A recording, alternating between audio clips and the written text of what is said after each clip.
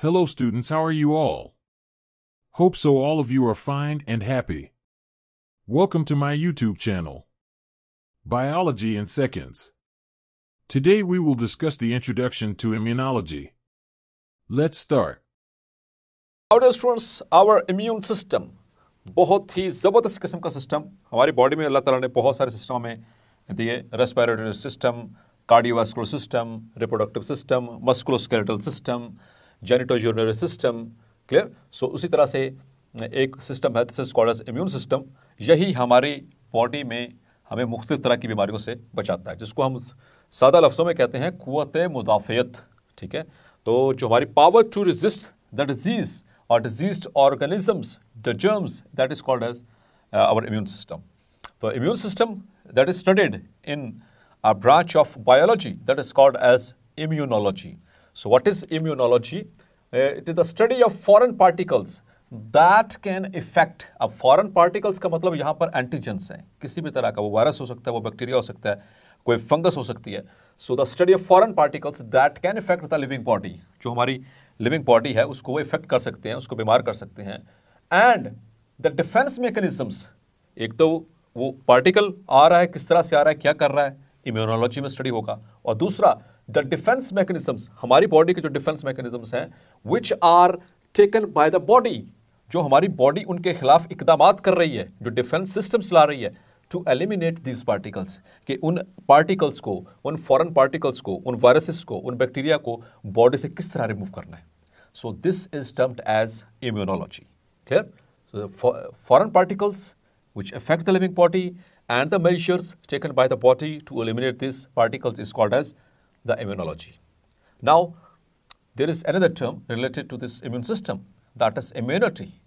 So immunity, it is the capacity or ability of a human body to recognize the invasion का मतलब मुदाखलत, हमारी body में कुछ चीज़ मुदाखलत कर रहा है, इंट्रूशन हो रही है, कोई घुसपैठिया आगे ऑफ एनी फॉरेन पार्टिकल, किसी भी तरह के फॉरेन पार्टिकल की, लाइक वायरसेस और बैक्टीरिया और fungi etcetera etcetera.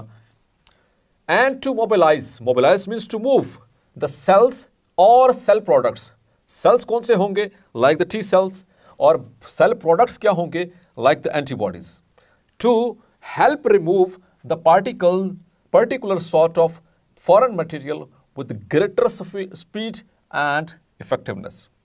So all this process is known as immunity, this capacity is known as immunity, or this ability is known as immunity, कि बाहर से आने वाले किसी भी पार्टिकल को, फॉरेन पार्टिकल को, एंटीजन को पहचानना, और फिर हमारी बॉडी के जो इम्यून सिस्टम के जो सेल्स हैं या फिर जो सेल प्रोडक्ट्स हैं उनको मोबिलाइज करना कि वो वहाँ पर पहुँच सकें, और हमारे जो बॉडी सिस्टम्स हैं वो जो हमारा इम्यून सिस्टम है उसके साथ मिलकर के वो पर्टिकुलर सॉर्ट ऑफ जो मैटर फॉरेन पार्टिकल है, मतलब कि जो किसी भी तरह का जो वायरस हो, बैक्टीरिया हो, उसको बॉडी से तेज़ी के साथ with greater speed and effectiveness और पूरे तरीके से, भरपूर तरीके से उसको बॉडी से निकाल फेंका जाए।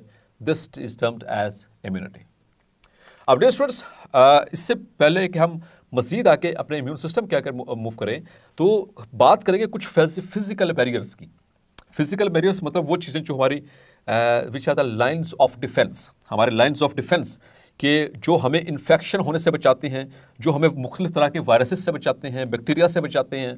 हम डेली बेसिस पे बहुत सारे ऐसे माइक्रो ऑर्गेनिज्म से हमारा वास्ता पड़ता है, लेकिन हम बीमार नहीं पड़ते because of the this physical barriers. तो उसमें सबसे पहला जो फिजिकल बैरियर है, that is which is also called as the first line of defence. It is the first line of defence. First line of defence in the sense कि देखें ये मेरी स्किन है, ठीक है, तो पहली बात तो ये अंदर किसी चीज़ को नहीं आने देगी, ठीक है, ये स्किन बाहर से प्रोटेक्ट कर रही है। It is the physical barrier. ये बाहर के एनवायरनमेंट और इसके अंदर, यानी एक्सटर्नल एनवायरनमेंट और इंटरनल एनवायरनमेंट के दरम्यान में एक दीवार है, क्लियर, जो कि बाहर बहुत सारे माइक्रो एयर के अंदर हैं, सॉइल के अंदर हैं, वाटर के अंदर हैं, हम हाथ धोते हैं या कुछ भी करते हैं, मुख्तलिफ जगहों पे हाथ लगते हैं, कंटेमिनेटेड प्लेसेस हैं, सो लेकिन हमें इन्फेक्शन नहीं होता because of the presence of this physical barrier. So this is our first line of defence. Now the mucus membranes, these are the second line of defense. The second line, clear? दूसरी सबसे mucus membrane हमारी, जैसे like the mucus membrane of the oral cavity और mucus membrane of the nose और eyes, ठीक है, ये जो है उनको ट्रैप कर लेती हैं बैक्टीरिया को, वायरसेस को, डस्ट पार्टिकल्स को, एक्सेट्रा एक्सेट्रा, ठीक है। So that is the second line of defence. याद रखिएगा ये जो first two lines of defence हैं they are actually non specific, ठीक है, ये नॉन स्पेसिफिक होती हैं और मतलब कि किसी खास किस्म के वो इन्फेक्शन के लिए मतलब कि या किसी वायरस के लिए या बैक्टीरिया के लिए नहीं बनी, but they are generalised, clear. And the phagocytosis या और द फैगोसाइट्स, फैगोसाइट्स ये हमारी थर्ड लाइन ऑफ डिफेंस है। The phagocytes our third line of defence, that are the phagocytes. और फैगोसाइट्स वो सेल्स हैं जो फैगोसाइटोसिस करते हैं। और आपने पढ़ा हुआ ब्लड के अंदर दो ही तो सेल हैं जो मेजर फैगोसाइटोसिस करते हैं, एक तो न्यूट्रोफिल्स और दूसरा मोनोसाइट्स, क्लियर, जो बाद में कोएल्स होकर के और बनाते हैं macrophages. Now coming towards the components of the immune system. तो डियर स्टूडेंट्स, हमारा जो इम्यून सिस्टम है, जो यानी कि फैगोसाइट्स के वाले से हम बात करें, so our immune system is divided into two main components, दो मेन कंपोनेंट्स हैं इसके, एक तो लिम्फोसाइट्स और दूसरा antibodies. Lymphocytes and the antibodies. Lymphocytes क्या चीज होती हैं? These are the type of agranulocytes, ठीक है, और ए ग्रेनुलोसाइट्स होते हैं they are the sub category of leukocytes. तो ल्यूकोसाइट्स को हम दो ब्रांचेस में डिवाइड करते हैं, दो डिविजन्स हैं उसकी, on the basis of the presence of granules in the cytoplasm, the granulocytes and agranulocytes. जो ग्रेनुलोसाइट्स हैं उसमें बेसोफिल्स, इओसिनोफिल्स एंड न्यूट्रोफिल्स शामिल हैं, और ए ग्रेनुलोसाइट्स में मोनोसाइट्स एंड लिम्फोसाइट्स। ये लिम्फोसाइट्स आगे फर्दर दो तरह के हैं, the T lymphocytes and the B lymphocytes. और टी लिम्फोसाइट्स आगे चार तरह के हैं dear students, the T helper cells, T cytotoxic, suppressor T cells and the memory T cells, clear. T helper cells ये इनके ऊपर CD4 रिसेप्टर होता है, हम पढ़ चुके हैं डिटेल के साथ, ठीक है। क्लस्टर ऑफ डिफरेंशिएशन 4 कहा जाता है इसको, यही वो रिसेप्टर है जहाँ पर HIV आकर बाइंड कर सकता है और द टी हेल्पर सेल। इसी तरह से एक और रिसेप्टर्स हैं जिनको हम CD8 रिसेप्टर्स कहते हैं, वो मौजूद हैं टी साइटोटॉक्सिक सेल्स के ऊपर और टी सुप्रेसर सेल्स के ऊपर। एक जनरल ओवरव्यू देता चल दूँ कि ये टी हेल्पर का क्या काम है। टी हेल्पर सेल ये बेसिकली हमारी जो इम्यून सिस्टम का ऑर्केस्ट्रा है, ये हुक्म देता है हमारे पूरे इम्यून सिस्टम को कि ये काम करो, ये काम करो, ये काम करो, फलां फलां की ड्यूटी लगाओ, फलां ये काम करे, फलां ये काम करे। सो ये हमारे पूरे इम्यून सिस्टम की मास्टर की है, इसीलिए तो HIV इसी को पकड़ता है और पूरे इम्यून सिस्टम की जो है वो उसको कॉम्प्रोमाइज़ करवा देता है। एनीवेज, द टी साइटोटॉक्सिक जो लिम्फोसाइट्स हैं स्टूडेंट्स, ये कुछ टॉक्सिक केमिकल्स उनको कहते हैं साइटोटॉक्सिन्स, वो रिलीज करते हैं जो कि बैक्टीरिया या जो भी हमारी बॉडी के अंदर जो एंटीजन आ रहा है, जो फॉरेन पार्टिकल आ रहा है, उसके जो DNA है उसको तोड़ देंगे। दीज आर कॉल्ड एज साइटोटॉक्सिन्स, ठीक है। इसी तरह से सुप्रेसर टी सेल्स ये सुप्रेस करते हैं formation of more tea helper sales या फिर मोर द टी लिम्फोसाइट्स, ताकि जितने बनने थे बन चुके, तो ये नेगेटिव फीडबैक का काम करते हैं। और मेमोरी टी सेल्स ये यादाश्त है इनके पास वो सारी इन्फॉर्मेशन है कि पहली दफ़ा कोई ऑर्गेनिज्म आया था और उसकी ये शेप थी, ये सारा कुछ था, तो वो ये they use to memorise and become dormant. और अब अगर कभी ज़िंदगी में वो दोबारा आ गया, अगर वो ऑर्गेनिज्म आ गया, चूंकि तो इनको तो याद है, ये तो बने इसलिए थे, दे मेमोराइज, तो वो फिर अब उसके खिलाफ फिर एंटीबॉडीज बनवाना शुरू कर देंगे, क्लियर। अब डियर स्टूडेंट्स, जो बी लिम्फोसाइट्स हैं, they are involved in the production of some certain particular proteins which are called as the B lymphocytes. यहाँ पर एक अपने इंपॉर्टेंट MCQ है कि टी लिम्फोसाइट्स को टी लिम्फोसाइट क्यों कहते हैं और बी लिम्फोसाइट को बी लिम्फोसाइट क्यों कहते हैं। तो dear students, you know very well, T lymphocytes को हम टी लिम्फोसाइट कहते हैं their relation to the thymus gland. Thymus gland हमने पढ़ा लिम्फेटिक सिस्टम का पार्ट है, यहाँ पर होता है बिल्कुल चेस्ट के ऊपर, यहाँ पर, ठीक है, in the मीडियस्टिनम, the thymus gland. और याद रखिएगा थाइमस ग्लैंड चाहिए किस लिए? It is required for the maturation of T cells. ये जितने भी ये टी सेल्स हैं इनकी मैच्योरेशन के लिए चाहिए। तो थाइमस के टी की वजह से इन सेल्स का नाम रखा गया टी लिम्फोसाइट्स, क्लियर। और बी लिम्फोसाइट्स को बी लिम्फोसाइट्स क्यों कहा जाता है? बिकॉज कि ये पहली दफ़ा जब डिस्कवर हुए थे तो बर्ड्स की जो क्लोएकल वॉल होती है उसके अंदर एक इनको लिम्फॉइड यानी कि टिश्यू मिला जिसका नाम था बर्सा ऑफ फेब्रिशियस। उस बर्सा के बी की वजह से उन सेल्स को नाम दे दिया गया द बी लिम्फोसाइट्स। ये इनकी कहानी। सो द बर्सा ऑफ फेब्रिशियस ये एक और लिम्फॉइड टिश्यू है जो कि बर्ड्स के क्लोएका के अंदर मौजूद है। वह जब पहली दफ़ा चूँकि वो डिस्कवर वहाँ से हुए तो इसी के बर्सा के से ये बी लिम्फोसाइट्स। लेकिन हम अगर ह्यूमंस की बात करें तो बी लिम्फोसाइट्स को बी लिम्फोसाइट्स इसलिए भी कहते हैं because they are produced from bone marrow. तो बोन मैरो के बी की वजह से इनको बी लिम्फोसाइट्स भी कहा जाता है इंसानों के अंदर। क्लियर? तो ये तो छोटी सी एक कैटेगराइजेशन थी हमारे इम्यून सिस्टम के कंपोनेंट्स के वाले से। तो डिस्टर्स आइए एक टर्म है दैट इज एंटीजन। हम बार बार यहाँ पर वर्ड बोल रहे थे foreign particle. Clear? Any foreign particle. तो फॉरेन पार्टिकल मतलब हर वो सेल या हर वो पार्टिकल जो हमारी बॉडी का अपना सेल नहीं है वो हमारी बॉडी के लिए क्या कहलाएगा? Foreign particle. ठीक है? वो वायरस हो सकता है, वो बैक्टीरिया हो सकता है, कोई और कोई पैरासाइट हो सकता है। सो द एंटीजन, इसका दूसरा नाम याद रखिएगा, इसको इम्यूनोजेन भी बोलते हैं। It is also called as immunogen. Is a foreign substance. It is a foreign मतलब बाहर से आने वाला, हमारी बॉडी का नहीं है, बाहर से आता है। ऑफन अ प्रोटीन, और जो कि अक्सर औकात प्रोटीन है। ये एमसीक्यू के लिए मार्क कर लें कि which is often a protein. इसका काम क्या होता है? It stimulates the formation of antibodies. It stimulates the formation of antibodies. और एंटीबॉडी क्या होती है? जिसको हम इम्यूनोग्लोबुलिन भी कहते हैं, इम्यूनोग्लोबुलिन, और इन शॉर्ट आईजीज।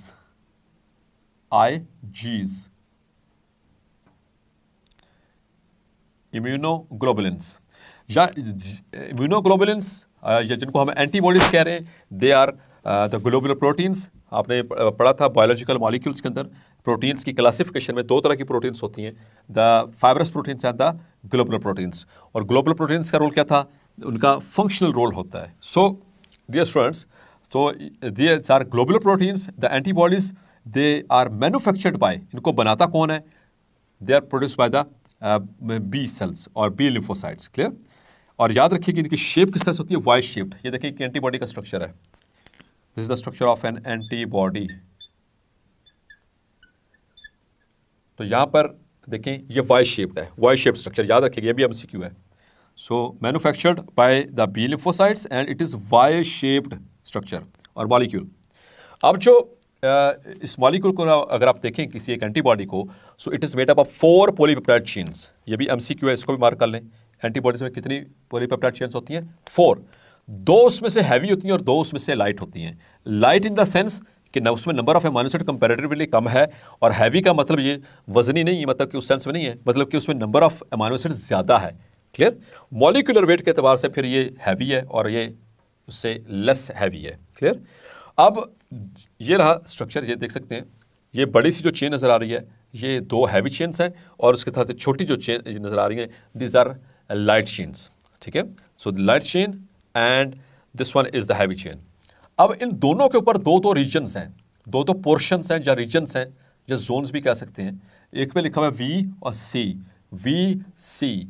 ठीक है? So V stands for variable portion. ये वेरिएबल पोर्शन है, मतलब कि सिर्फ एक यही पोर्शन होता है जो जहां पर number of amino acid very करेगा। बाकी पूरी एंटीबॉडी के अंदर यहाँ पे the number of amino acid remains constant for a class. जो ए क्लास की एंटीबॉडीज हैं उनके अंदर यहाँ पर जो सी वाला पोर्शन है वो हमेशा कांस्टेंट रहेगा। मुख्तलिफ तरह की एंटीबॉडीज में क्लासेस कैसे बनेंगी? That is due to this the variable portion, जिसको हम वी से डिनोट कर रहे हैं। ये हैवी चेन में भी दोनों हैवी चेन्स में मौजूद हैं और दोनों लाइट चेन्स में भी मौजूद हैं। क्लियर? सो अब लाइट हैवी चेन और लाइट चेन ये आपस में जुड़ी हुई है एक डाइसल्फाइड लिंकेज से, as you can see over here, 1 disulphide linkage. जबकि 2 हैवी चेन्स आपस में कैसे जुड़ी हुई हैं? बाय एटलीस्ट 2 डाइसल्फाइड लिंकेजेस और 2 डाइसल्फाइड बॉन्ड्स। क्लियर? यहां पर ये वो पोर्शन है जहां पर आकर के किसी भी तरह का कोई एंटीजन या जिसको हम फॉरेन पार्टिकल कह रहे हैं वो बाइंड करेगा और it will stimulate this antibody, और एंटीबॉडी क्या करेगी? फिर उसकी जो है वो पिटाई करेगी और उसको मार डालेगी। क्लियर? जो कि हमारी बॉडी के लिए मुज़र होगा, जो हमारी बॉडी के लिए नुकसान पहुंचाने की सलाहियत रखता होगा, सो इस तरह से उनको मार भगाया जाएगा। Clear? So that is the generalise structure. और ये जगह बाइंडिंग साइट है।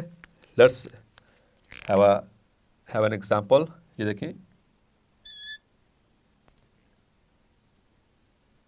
ये डमी डायग्राम बना रहा हूँ ताकि समझ आ सके किस तरह से हो रहा है। तो ये दो लाइट हैवी चेन्स और उसके साथ नीचे ये दो लाइट चेन्स, यहाँ पर एक बॉन्ड, एक डाइसल्फाइड बॉन्ड, और यहाँ पर दो डाइसल्फाइड बॉन्ड्स। अब यहाँ पर आकर एंटीबॉडी के ऊपर आकर वो एंटीजन बाइंड कैसे करेगा, लाइक दिस। सो ये इसकी भी ये शेप इसी तरह से है। सो दिस इज एंटीजन, जिसको हमने इम्यूनोजन कहा, और ये रहा एंटीबॉडी। सो एंटीबॉडी को हम कहते हैं इम्यूनोग्लोब्युलिन, याद रखना, आईजीज। क्लियर? सो यहाँ पर आकर बाइंड करेगा, यहाँ पर आकर बाइंड करेगा। जैसे यहाँ पर बाइंड करेगा एंटीजन, तो एंटीबॉडी जो है उसके खिलाफ फिर वो काम अपना दिखाएगी और उसको किल कर देगी। ठीक है, ताकि हम इन्फेक्शन से बच सकें। तो students, let's have a quick quiz for you from today's lecture. The first one is thoracic duct drains into dash vein। ये डियर स्टूडेंट्स, तो हमने दो तरह की thoracic ducts पढ़ी थी, दो तरह की lymphatic जो मेजर ducts हैं वो पढ़ी, एक thoracic duct और दूसरी right lymphatic duct। सो जो thoracic duct है वो कहाँ पर ड्रेन कर रही है? into the left subclavian। clear? And the blood capillaries differ from the lymph capillaries as lymph capillaries lack the valves, basement membrane, nucleus, or proteins. So there was only one difference. They lack the basement membrane. और इसी reason की वजह से जो permeability है lymph capillaries की वो ज़्यादा है as compared to the blood capillaries. The immunoglobulins have dash polypeptide chains. So they have got 4 polypeptide chains. Immunoglobulins का मतलब के antibodies. The second line of defense for the humans is skin, phagocytes, leukocytes, or mucous membranes. Dear students. So first line of defense is skin, third line of defense is phagocytes, and the second line of defense is definitely the mucous membranes. Dash acts as a blood reservoir in humans. इंसानों में कौन सा नीचे दिए गए structures में से ऐसा स्ट्रक्चर है जो कि ब्लड रेजरवायर है, खून का रेजरवायर है? So that is spleen, Urdu में इसको तिली कहते हैं। ठीक है? And the enlargement of lymph nodes of neck region is called, हमारे नेक रीजन के जो लिम्फ नोड्स अगर इन्फ्लेम हो जाएं, स्वेल कर जाएं, एनलार्ज हो जाएं, तो उसे क्या कहेंगे? टॉन्सिलाइटिस, और इट इज सिंपल इन्फेक्शन, और हॉजकिंस डिजीज, और lymphoma. So the answer is Hodgkin's disease. The lymphatic system returns dash liters of fluid, the interstitial fluid, back to the blood. 2 liters, 3 liters, 5 liters, or 9 liters. So the answer is 3 liters. Clear? And the lymph nodes are dash in shape, oval, triangular, squarish, or polygonal. तो 3 shapes discuss हुई थी lymph nodes की. They are oval, they are round, clear, and the bean shaped. So that's all for this, the MCQs.